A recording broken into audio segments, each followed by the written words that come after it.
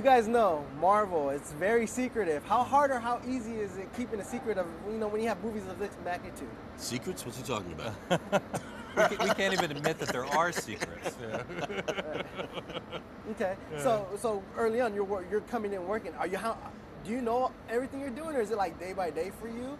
Or are you trying to hide everything that they got? No, I was given a script, and the script was watermarked, which is usual not just for Marvel movies, but for most movies nowadays. So no, they give you your script, and you know what scenes you're playing.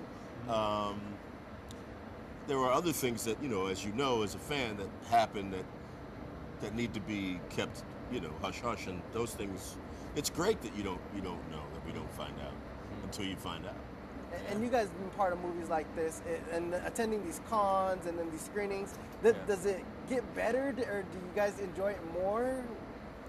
Well, I think the MCU thing has just kind of expanded and grown beautifully. I think because they have great leadership in terms of how they've gone about presenting the movies and really building the universe. I think they've done it in such a great way. And this is as a fan, I've just enjoyed how, they started with Iron Man, then they went to Hulk, then they went to Thor, then, and they sort of built everything from the ground up. So it's, for me, it's really, really entertaining, and it's true to the comic books, but it's also, in the now, it's in this moment that we're in. So I just think it's great. Yeah, absolutely. I mean, does it get better? They're all different, right? And whatever your latest movie is, it's your baby, and you're nervous about it, and you go through all the same emotions of wanting to make it the best it can be. So there's always a little bit of nerves involved. It's fun to be on a day like today when the movie's been out in the world, and we're talking about it coming out on home video, and we're proud of it. We can look back on it, and we know it was well received. So.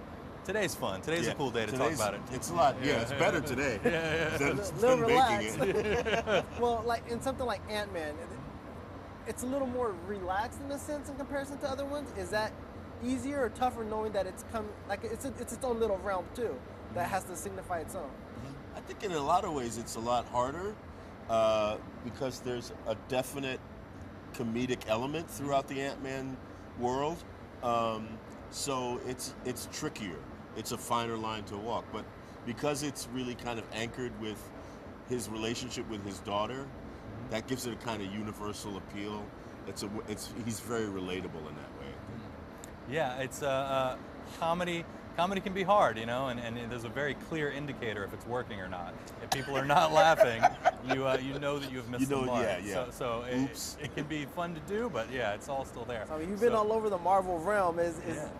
Do you have a favorite? Is AntMan? Oh, I had such a fun time on this movie. This is absolutely one of the most fun I've ever had on any set that we've done.